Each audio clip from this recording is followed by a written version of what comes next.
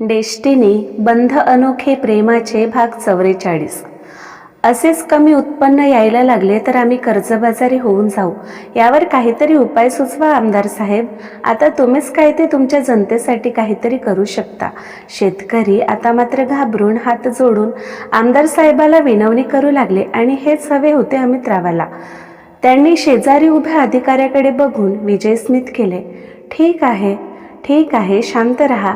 त्यासाठीच तर आलो आहे मी. माझी जनता सुखी राहावी, आनंदी राहावी नेहमीच वाटते मला.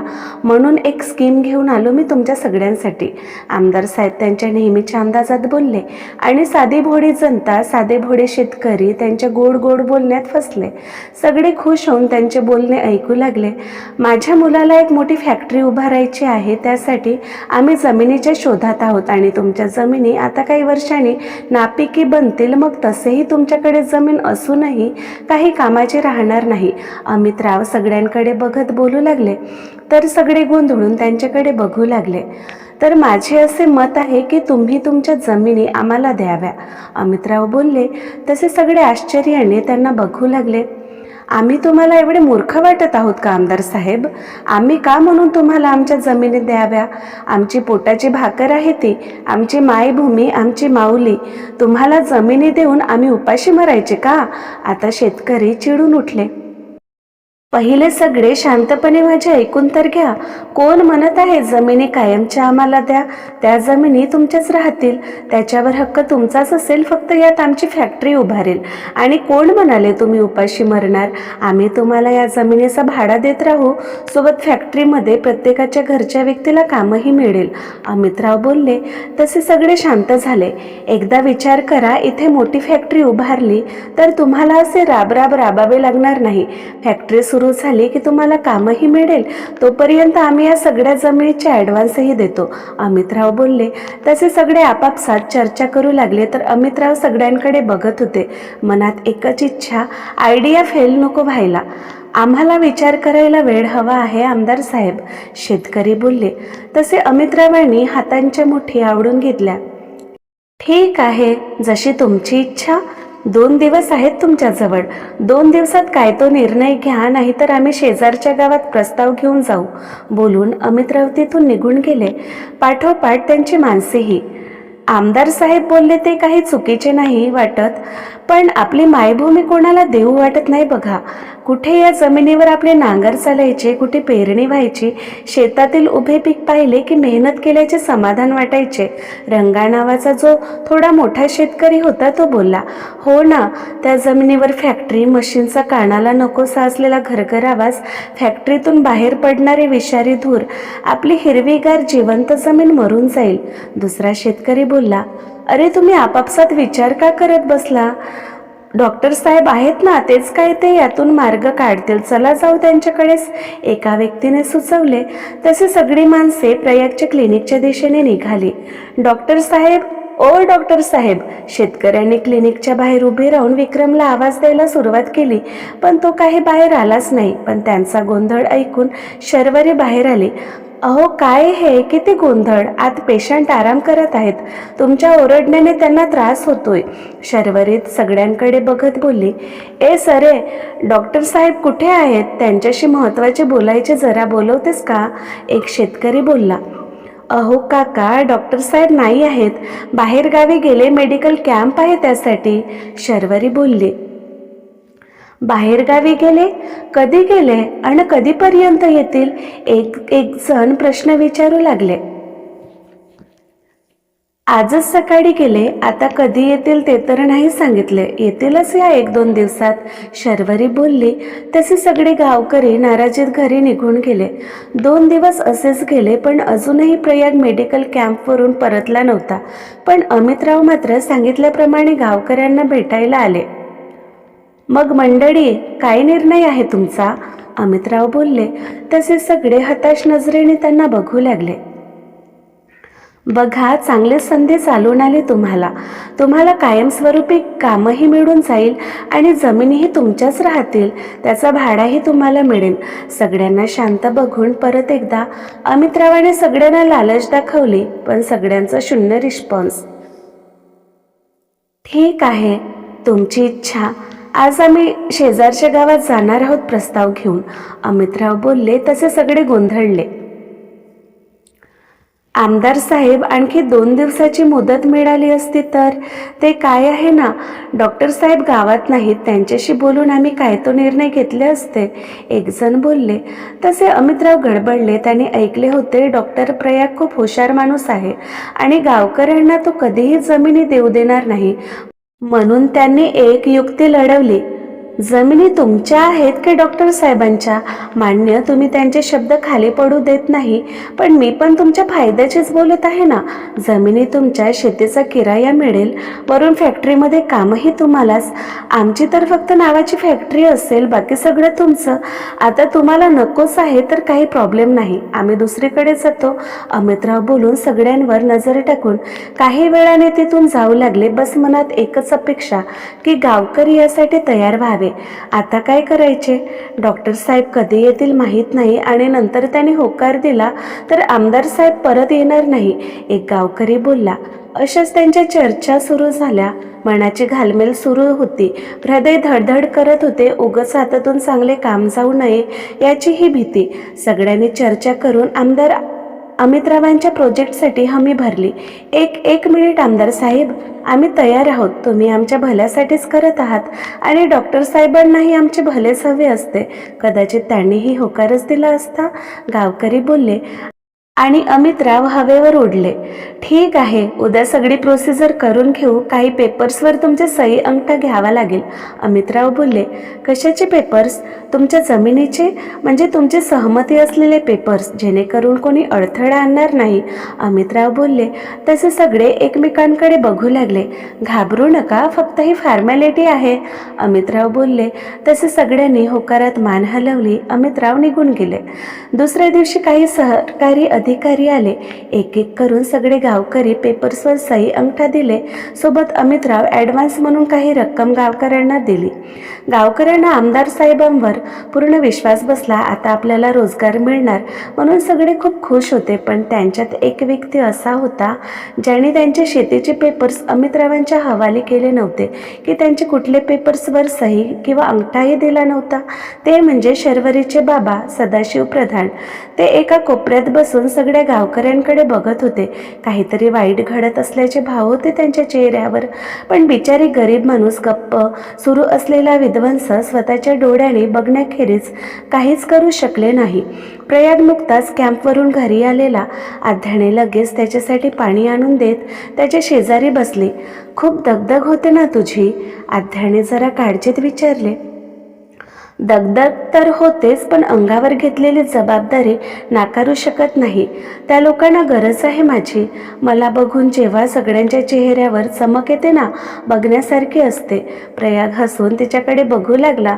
अच्छा, सगळ्यांना तुझी गरज आहे ते कळते, आणि माझी गरज नाही का कळत तुला? आध्या लटका राग दाखवत गाल फुगवून बोलली. असं आहे का? मग तुझी गरज कशी भागवू? तुझे प्रॉब्लेम कसे सोडवू? तू सांगशील तर मला कळेल ना. प्रयाग तिचे हात हातात घेत तिच्या हाताशी चाडा करत तो फ्लर्टी टोनमध्ये बोलला. मला दुसरे काही नको प्रयाग, बस तू हवा असतोस, तुझा थोडासा वेळ हवा असते, बस एवढ्यातच मी खुश आहे. त्याच्या मिठीत शिरत आध्या काहीशी भाऊक स्वरात बोलली. मी नेहमीच तुझ्या सोबत आहे शोना, कायम तुझ्या सोबतच असेन.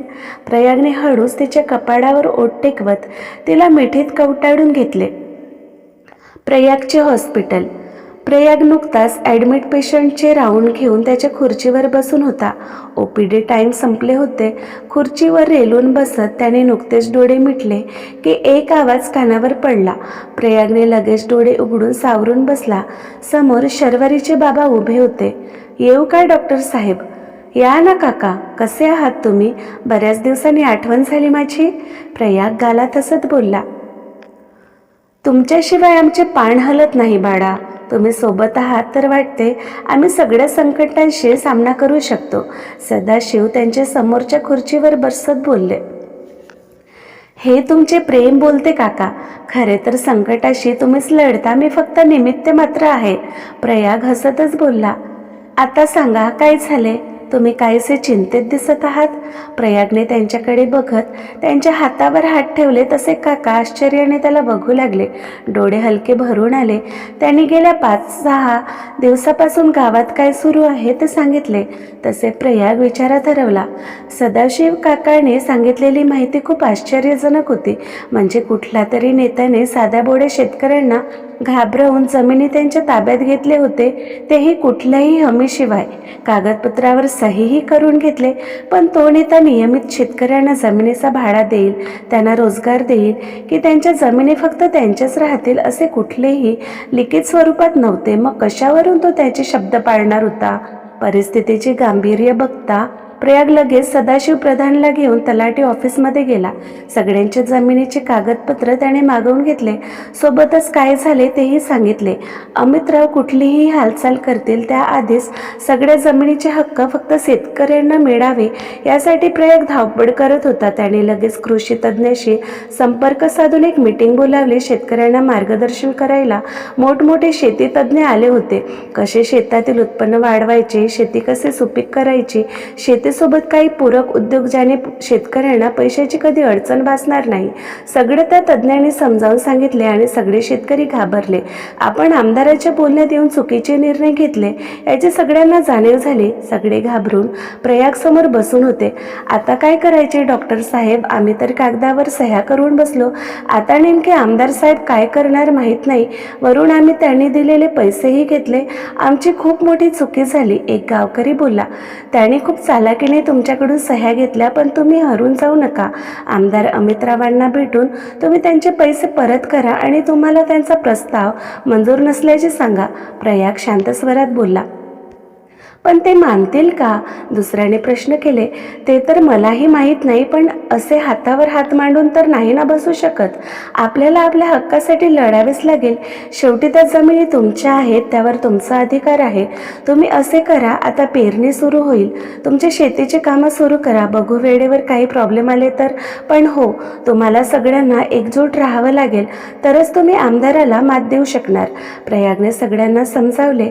सगळ्यांना थोडीशी आशा जागृत झाली. फसवले गेले ते दुःख तर होतेच, पण कुठेतरी आपली जमीन आपल्या हातातून जाणार नाही याची खात्रीही होती. शेवटी शब्द प्रयागचा होता, ज्यावर सगळे डोळे झाकून विश्वास ठेवू शकत होते. प्रयागने सांगितल्याप्रमाणे शेतकऱ्यांनी आपापल्या जमिनीत पेरणी सुरू केली. कृषी तज्ज्ञाच्या सल्ल्यानुसार शेती केली आणि आश्चर्य म्हणजे यावेळी भरघोस पीक आले. नफा बघून सगळे शेतकरी खूप खुश होते. या काळात अमितराव शांत होते, त्यामुळे सगळे विसरून गेले की त्यांनी डील केली होती. असेच तो वर्ष निघून गेला. दुसऱ्या वर्षी परत शेतकऱ्यांनी आपल्या जमिनीत नांगरणी सुरू केली. काहीची पूर्ण नांगरणी झाली तर काहीची बाकी होती. अशातच एक दिवस अमितराव आणि त्यांचा मुलगा रेयांश मोठमोठे बुलडोझर घेऊन आले. तुम्ही शेती वाहू शकत नाही, अमितराव बोलले. आणि कोणी काही बोलेल त्याआधीच त्यांची माणसे शेतातील ट्रॅक्टर, नांगर, इतर शेतीचे उपयुक्त अवजारे काढून घेऊ लागले. आमदार साहेब, ह्या जमिनी आमच्या आहेत आणि आम्ही यात शेती करणार. आम्हाला तुमचा प्रस्ताव मंजूर नाही. आमच्या जमिनीवर तुमची कुठलीही फॅक्टरी उभी होणार नाही, रंगा बोलला. त्यापाठोपाठ सगळ्या शेतकऱ्यांनी त्यांना साथ दिले. तसे अमितराव गोंधळले. डॅड, तुम्ही तर बोलले होते शेतकरी काही करणार नाही, पण हे तर आपल्याला विरोध करत आहेत. रेहान त्याच्या बाबाकडे बघून काहीसा वैतागून बोलला. तू चिंता करू नकोस, याने सही अंगठा दिलेले पेपर्स आहेत आपल्याकडे, अमितराव बोलले.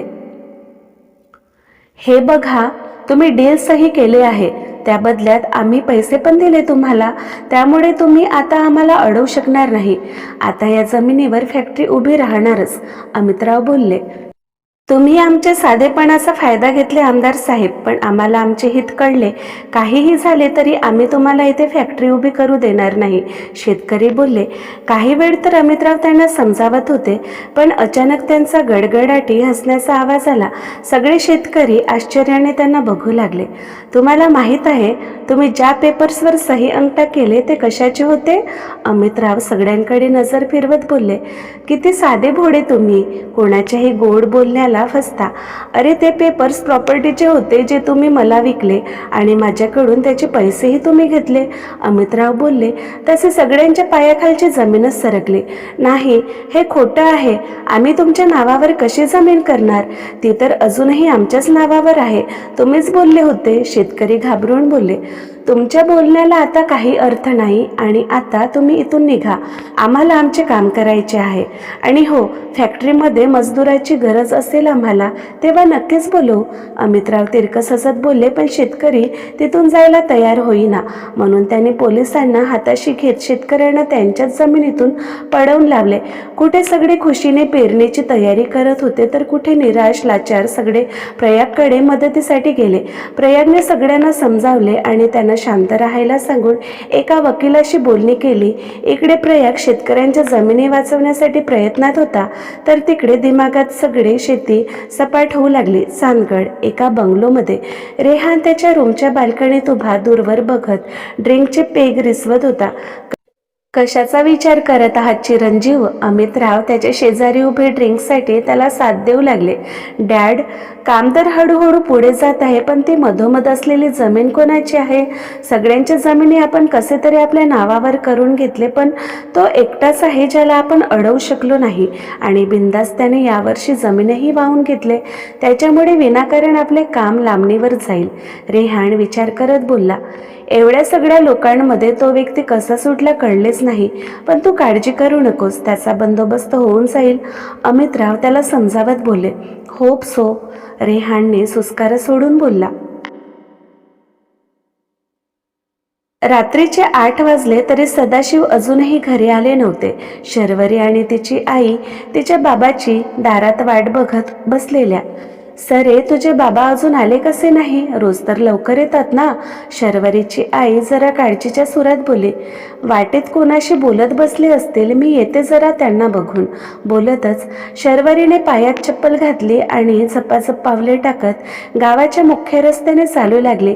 वाटेत कोणी दिसले तर त्यांना तिच्या बाबाविषयी विचारू लागली. काही अंतर गेलीच असेल की तिचे बाबा हळूवार पावले टाकत काहीसे घाबरलेले समोरून येताना दिसले. बाबा, कुठे होतात तुम्ही एवढा वेळ? आम्हाला किती काळजी लागली होती तुमची. शर्वरी लगेच तिच्या बाबांजवळ गेली. बाबाने पाणावलेल्या डोळ्यांनी तिला पाहिले आणि तिथेच तोल जाऊन खाली बसले. बाबा, काय झाले? तुम्हाला बरं वाटत नाही आहे का? शर्वरी घाबरून त्यांच्या शेजारी बसली. आपली जमीन? ते आपली जमीन घेतील सरे, त्यांना आपली जमीन हवी आहे. सदाशिव कातर स्वरात बोलले. कोण आपली जमीन घेतील बाबा? नकळून शर्वरीने विचारले. डॉक्टर साहेब काहीच नाही करू शकत. एवढे दिवस होऊनही त्यांनी काहीच नाही केले. आमदार नक्कीच त्यांची फॅक्टरी उभी करेल आणि आम्ही काहीच करू शकत नाही. त्याने सगळ्यांची शेती काढून घेतले, आता आपलीही काढून घेतील. सदाशिव असंबंध बडबड करू लागले. बाबा पहिले तुम्ही शांत व्हा. डॉक्टर साहेब नक्कीच आपली मदत करतील. मी बोलते त्यांच्याशी. शर्वरी बोलली. नाही सरे, ते काहीच करू शकणार नाही. सरे, तू लग्न करशील? सदाशिवने अचानक विचारले. तशी शर्वरी शॉक होताना बघू लागली. हे काय बोलताय बाबा तुम्ही? शर्वरी आश्चर्याने बोलली. एकदा तुझे लग्न झाले तर माझी चिंता मिटेल. तू तुझ्या घरी सुखी राहशील, बाबा बोलले. शर्वरी त्यावर काहीच बोलली नाही. दुसऱ्या दिवशी शर्वरी हॉस्पिटलमध्ये आली. काहीशी तिच्याच विचारात हरवलेली. प्रयागने वारंवार आवाज देऊनही तिचा काही रिस्पॉन्स नाही. शर्वरी, काही प्रॉब्लेम आहे का? प्रयागने जरा काळजीने विचारले. डॉक्टर साहेब, तुम्ही माझ्या बाबांना समजवा ना. अचानक माझ्या लग्नाचे त्याने डोक्यात खूड घातले. मला इतक्यात लग्न करायचे नाही. शर्वरी काहीशी दुःखी स्वरात बोलली. त्यावर प्रयाग विचारात हरवला. बरं, तू काळजी करू नकोस, मी समजावतो त्यांना, प्रयाग बोलला. संध्याकाळी तो शर्वरी सोबतच तिच्या घरी गेला. अचानक प्रयागला आलेले बघून आसपासची माणसेही जमा झाली. काका, शर्वरी सांगत होती तुम्ही तिचे लग्न करणार आहात, पण तिची इच्छा नसताना का घाई करत आहात? प्रयागने विचारले. तसे सदाशिव रडायला लागले. आणखी काय करायला हवे डॉक्टर साहेब? काल त्यांनी मला धमकी दिली. मी जमिनीच्या कागदावर सही केली नाही तर ते माझ्या शर्वरी. बोलतच काका डोक्यावर हात ठेवून रडायला लागले. जमलेले सगळे गावकरी आपापसात चर्चा करू लागले. काका शांत व्हा. ते आपल्या शर्वरीला काहीच करू शकणार नाही आणि तुम्हाला तुमची शेतीही गमवावी लागणार नाही. मी आहे ना, प्रयाग त्यांना समजावत बोलला. तुम्हीही राजकारण्यासारखेच निघाले डॉक्टर साहेब. आम्ही तुमच्यावर एवढा विश्वास ठेवला, पण तुम्ही 1 वर्षापासून हातावर हात ठेवून बसून आहात. अजूनही काहीच हालचाल केली नाही. आमच्या जमिनी तर गेल्या. त्या आमदाराने पूर्ण जमिनीसपाट बनवले. तो दिवस दूर नाही, त्याची फॅक्टरीही बनेल आणि तुम्ही फक्त बघतच राहाल. असे तर नाही ना की तुम्हीही त्यांच्या कटात सामील आहात? गावकरी उलट प्रयागवरच आरोप करायला लागले. प्रयागच नाही तर सदाशिवही आश्चर्याने सगळ्यांना बघू लागले क्रमशः. तर आजचा भाग कसा वाटला कमेंटमध्ये नक्की सांगा. लवकरच भेटू पुढील भागात. तोपर्यंत लाईक, शेअर आणि सबस्क्राईब करायला विसरू नका. नमस्कार.